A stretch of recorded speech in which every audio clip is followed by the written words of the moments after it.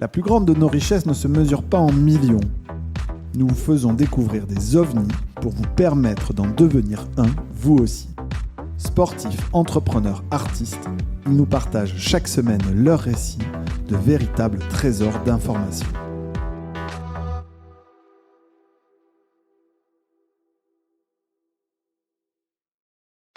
Hello à tous, j'espère que vous allez bien. Pour ce deuxième épisode bonus du Kite & Connect, je vous propose d'écouter une rapide conversation que j'ai eue avec Cyril Capitaine et la conférence qu'il a donnée sur le thème One Life. Bon épisode bonus, à bientôt. La puissance de l'âme. La puissance de l'âme pour réussir dans l'entrepreneuriat. On pourrait même se poser la question, qu'est-ce que l'entrepreneuriat? Moi, j'ai tendance à dire, nous sommes les entrepreneurs de notre propre vie. Et c'est l'histoire que je vais vous raconter maintenant, parce que c'est vrai que parfois on parle d'âme. Pour certains, moi, ça me parle beaucoup. Je la suis peut-être pas tous les jours, mais j'aurais tendance à dire je suis un coach qui fait du coaching spirituel, tout en étant en même temps extrêmement ancré. Et parfois, cette dimension spirituelle peut parfois faire un peu peur, se dire qu'est-ce que c'est que ce truc, ça fait bercher. On peut l'appeler l'instinct, l'intuition, cette envie, ce truc qu'on a dans les tripes ou dans le cœur qui nous met en mouvement les uns les autres. Moi, je l'appelle l'âme. C'est quelque chose qui est aussi profond à l'intérieur de nous. Puis parfois, c'est ce qu'on va voir ensemble, cette histoire à laquelle on croit. Parfois, ça se bloque, ça se limite. On commence à se raconter des histoires qui nous limitent. Ou à l'inverse, il y a des histoires qui nous portent. On commence à y croire. On se met en mouvement. On crée Kite & Connect, alors que tous les autres nous disent c'est pas possible. Et on le fait. Et à ce moment-là, tout devient possible. Et pourtant, aujourd'hui, je suis sur scène devant vous. Ça n'a pas toujours été le cas. J'ai pas eu cette confiance de monter sur scène. Je le fais pas souvent. Aujourd'hui, je suis très heureux d'être avec vous. Donc, je vais vous poser 2-3 questions. Qui déjà est super content d'être venu à Darla? Ouais! Cool. Deuxième question. Qui parmi vous, et levez la main si vous sentez concerné, a le feeling, la sensation, l'âme, ce qu'on appelle quand on veut, que peut-être vous méritez plus que ce que vous n'avez aujourd'hui? Vous avez un talent incroyable. Et pour autant, ce talent n'est pas complètement exploité. Qui se sont concernés par ça? Très bien. Pas tout le monde, et c'est super pour ceux qui y sont parfaitement alignés. Et c'est super aussi pour ceux qui osent partager qu'on a un truc en nous. Je peux faire plus grand, je peux faire quelque chose de plus génial. Et je vais pas parler d'entreprise, de l'entreprise de votre vie. Ça peut concerner votre couple, la relation avec vos alliés, avec vos parents, etc., etc. L'entreprise de votre vie. Qui parmi vous ressent aussi que peut-être c'est pas vous, mais c'est vos enfants, votre conjoint ou votre conjointe, qui a un talent de dingue, ce petit bout là ici, et pourtant il n'arrive pas à s'exprimer. Il y a quelque chose qui est ce talent, cette pépite, ce cadeau intérieur qui n'est pas encore exprimé au monde. Qui parmi vous connaît quelqu'un comme ça autour de lui? Exactement. Donc c'est ça, cette âme. Vous voyez, j'ai des frissons partout en le racontant. C'est ça. Pourquoi par moment ce truc-là se bloque? Et c'est ce qu'on va voir ensemble. Pourquoi parfois ça se bloque? Et puis ce qui est génial, c'est que si ça se bloque, ça peut se débloquer. Et c'est ce qu'on va voir ensemble. Donc ça, c'est moi. Donc je suis le petit garçon le plus grand avec mon papa, Jackie, qui était un entrepreneur avec une incroyable âme d'artiste. C'était un véritable artiste. Il était décorateur, il exprimait son art par la décoration intérieure. Et puis mon petit frère Olivier. Alors j'ai mis ces petits symboles de croissance parce que tout est devant moi. J'ai 9 ans, je suis avec Olivier, mon petit frère. Tout l'avenir est devant nous. C'est génial. On a absolument tout possible. Et puis, la vie en a décidé autrement. Ouais. On va pas y rester longtemps. Je veux pas aller trop dans l'émotionnel, mais ça fait partie de mon histoire de vie. Et puis, sans doute, les uns les autres, on a aussi des ups, on a des downs. Moi, ça a commencé très tôt. Mon papa est un entrepreneur, mais aussi un artiste. Donc, parfois, il s'oublie. Il oublie même ses enfants. Il n'est pas souvent à la maison. Pardon, le très bon mot va dire. Il est pas souvent à la maison. Quelque part, j'ai le sens des responsabilités, je suis le grand à la maison. Je m'occupe d'Olivier. On joue au foot. Je lui envoie le ballon. Et il traverse la route. Une voiture passe. C'est fini. Olivier est mort. Je viens de perdre mon petit frère. Mon père n'est pas là. J'ai 9 ans. La vie bascule. Et pour autant, on va pas rester là-dedans parce que ça c'est pas cool. Et en même temps, j'ai le pouvoir de devenir heureux. C'est ce que j'ai compris, pas tout de suite. Ça m'a mis un paquet d'années. Et j'ai quand même une espèce d'énergie, d'âme en moi. Je sais pas, vous voyez, tu vois. Mais il y a quelque chose à l'intérieur de moi qui me fait que je sens que j'ai le mérite d'être vivant. Je sens que j'ai le mérite de pouvoir aider des gens. Je rêve d'être vétérinaire. Je rêve d'aider les autres. Je sens qu'il y a quelque chose à l'intérieur de moi. Et je suis un petit garçon. Donc, je culpabilise, etc. Je suis en colère contre ce père qui est artiste, etc. Et pour autant, c'est ce que je veux vous transmettre ici. Il y a un cadeau. J'ai mis un paquet d'années à le comprendre. Je pars courir. J'aime bien faire du footing, etc. Je pars dans les vignes. Il y a quelques années en arrière. Et puis d'un seul coup, je m'arrête. Comme une évidence. J'ai fait un peu de thérapie entre les deux, un peu bossé sur moi. Et puis je m'arrête. Puis je regarde comme ça. Puis je dis, alors, petit frère, merci. Merci d'être mort. Ça pourrait paraître complètement dingue, ce truc-là. Pardon. Mais Olivier, je le remercie parce que je lui dis, Olivier, en fait, là, l'espèce d'hypersensibilité, la fragilité que je vous montre aujourd'hui devant vous, c'est moi. Donc, je suis à la fois un dirigeant et je suis à la fois quelqu'un de puissant et je suis en même temps quelqu'un de très fragile.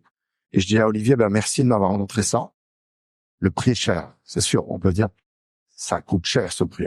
Mais dorénavant, tout ce que je vais faire pour toi, Olivier, c'est te montrer que j'ai compris. One life. J'ai compris que ce jour-là, tout pouvait s'arrêter. Puis j'ai compris aussi que le petit frère et le papa que j'ai pas pu aider, le talent de mon père qu'il avait un peu éparpillé, je vais vous le transmettre. À chaque fois qu'il y a quelqu'un qui vient me voir avec je vais utiliser un gros mot qu'une fois, Stéphane, un putain de talent, ça me met en mouvement parce que c'est pas possible. Ce talent, il peut pas être gâché, il peut pas continuer cette vie sans que ce talent s'exprime. Et à ce moment-là, tout mon être, mon intellect, mon cœur, tout se met en mouvement pour vous dans ces cas-là. Voilà mon histoire et voilà pourquoi aujourd'hui je fais du coaching de dirigeants. C'est ça la leçon de vie que je veux vous transmettre, de comprendre qu'on a une putain de vie. Et ça, si on l'assume et on l'exprime. Voilà. Et c'est ce qui permet d'être heureux. C'est ce qui permet d'allier, oui, nos faiblesses, nos trucs qu'on a vécus, et en même temps de se dire, merci, j'ai compris le message, et maintenant je le transcende. Donc c'est ce que j'ai compris parmi toutes les personnes merveilleuses que j'accompagne. Il y a de la technique, il y a des business plans, il y a tous ces trucs-là, mais en fait, finalement, je me rends compte que ce qui fait les entrepreneurs, hommes ou femmes à succès, c'est qu'ils se rendent compte qu'ils ont qu'une seule vie. Et puis si quelque part, mon petit message d'aujourd'hui fait que peut-être certains n'avaient pas de conscience, et tant mieux pour vous si vous n'avez pas été, on va dire, affronté ou challengé par la vie de prendre conscience qu'on n'a qu'une seule vie, tant mieux que ça continue comme ça. Et parfois, ça peut vite nous rattraper. Donc prenez conscience de ça. Et puis d'avoir des rêves et des assumer. D'où la présence de ce livre, et on va y venir. Donc oui, Lolo, tu l'as dit plein de fois, le business, c'est émotionnel. Et c'est ce que je vois dans le succès des gens que j'accompagne, c'est 80% d'émotion et les 20%, le business plan, la technique, le marketing, etc. Systématiquement, si vous voulez dépasser, transcender la personne que vous êtes, si vous voulez transcender vos business, ça ne passera jamais par la technique. Ça passe par l'émotion. Osez exprimer, aimez vos produits, aimez vos clients, aimez votre mission de vie. Et à ce moment-là, plus rien s'arrête. Plus rien, tout devient possible. Et c'est ce que je vois. Ici, j'ai essayé de synthétiser. Ça peut vous intéresser, parce qu'on est aussi des entrepreneurs. Un espèce de modèle à succès. Et peut-être certains, vous pouvez vous faire une espèce d'autodiagnostic sur ce que vous appliquez ou pas dans vos entreprises. Le premier, devenir un propriétaire de son entreprise et non pas un opérateur. Celui qui est partout aux manettes, qui fait qu'à un moment, je deviens presque l'ouvrier de mon business. Donc, prendre un peu de recul. Et ce n'est qu'une entreprise au service de ma vie, et non pas ma vie au service de mon entreprise. Le deuxième, j'aurais bien solution dans le sondé, qui pilote son business avec des chiffres. Donc les autres, vous pilotez un avion dans lequel il n'y a pas de GPS, il n'y a pas de jauge à carburant. Moi, je monte pas dans l'avion. À vous de voir si éventuellement mettre quelques indicateurs de performance pourrait nous aider. Troisième, c'est celui que j'ai appris depuis que je fais ce métier de coaching, je l'ai pas toujours fait, comprendre la psychologie. Ça m'a aidé à mieux me comprendre, à comprendre pourquoi avec les collaborateurs ou collaborateurs ça marche pas bien, pourquoi parfois le soir, malgré les problèmes à la maison. Comprendre la psychologie est aussi une science. Il y a la science du business, il y a la science de la psycho. Et les deux associés font faire des choses extraordinaires. C'est ce qu'on voit, on est tous des sportifs, on voit ça appliqué dans le monde du sport, et on se dit, pourquoi faire de la psycho dans le business? Oui, pensez, vous avez tous des kiters ici, et grâce aux émotions, grâce à ce qui vous met en mouvement, on est coaché tous les jours, et certains encore, je le vois, disent, non, mais moi, j'ai pas besoin de coach. Reste limité. C'est un excellent moyen d'accélération. Et je vous dis pas de le faire avec moi, il y en a plein. Parfois, être un coach, c'est un ami, c'est quelqu'un on parle, et qui ose nous dire les 4 vérités, et qui peut nous bouger. Pas obligatoirement d'être accompagné par un pro.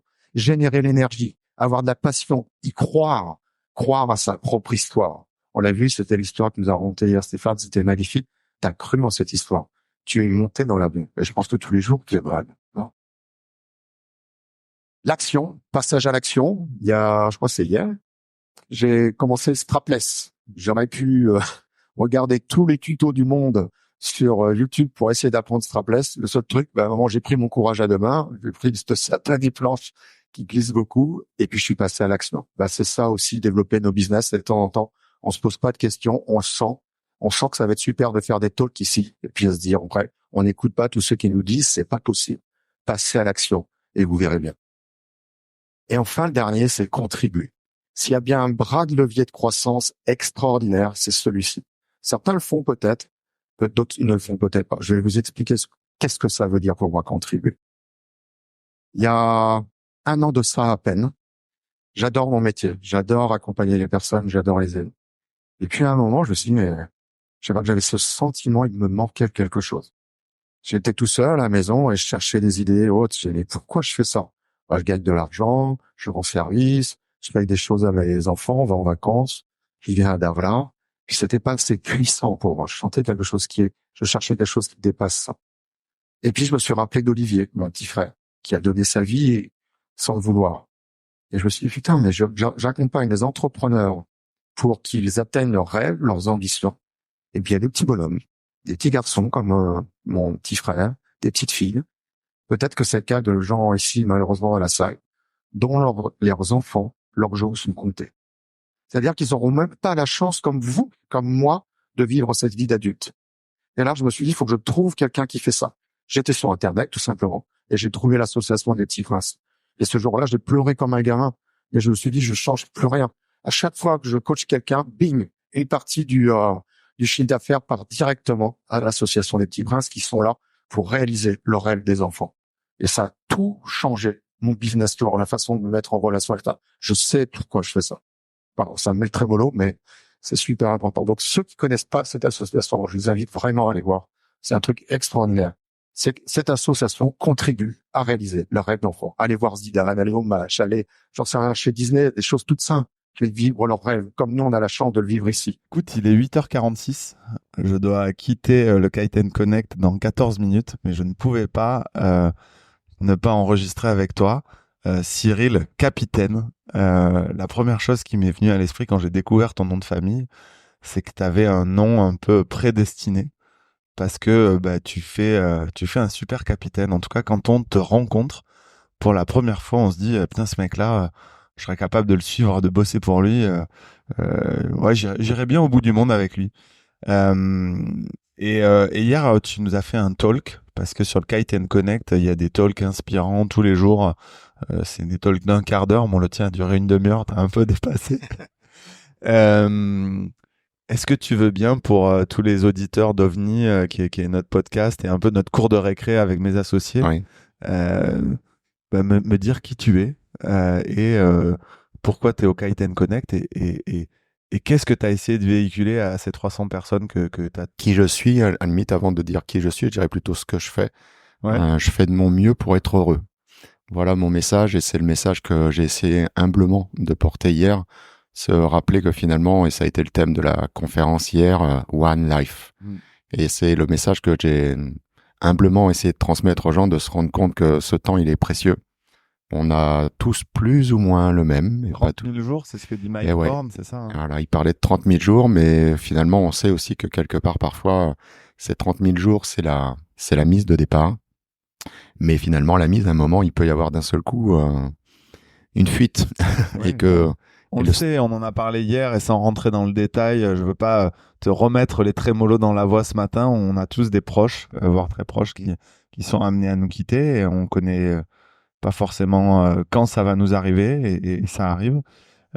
Et donc, tu en as fait ta philosophie de vie très tôt, vivre à fond, c'est ça? Oui, exactement. Et j'ai toujours, on va dire, agi dans ma vie parce que moi, j'avais compris que quelque part, ma vie était fragile, mais en même temps, la vie est extraordinaire.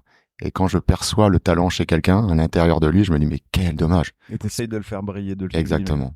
Et c'est au-delà d'essayer, je me suis rendu compte que ça fonctionne. Et quand tu vois que ce diamant brut, d'un seul coup, peut sortir, tu vois, de sa gorge et briller pour le monde entier, c'est un niveau de contribution qui est absolument extraordinaire. Et c'est pour ça peut-être je me suis rendu compte de ce nom de famille, capitaine. C'est le message pour toi, c'est devenez le capitaine de votre vie.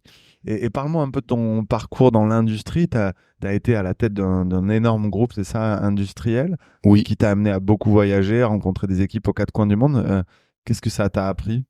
waouh. Ça m'a appris que j'aimais rencontrer les gens. Ça m'a appris que je sais pas grand-chose.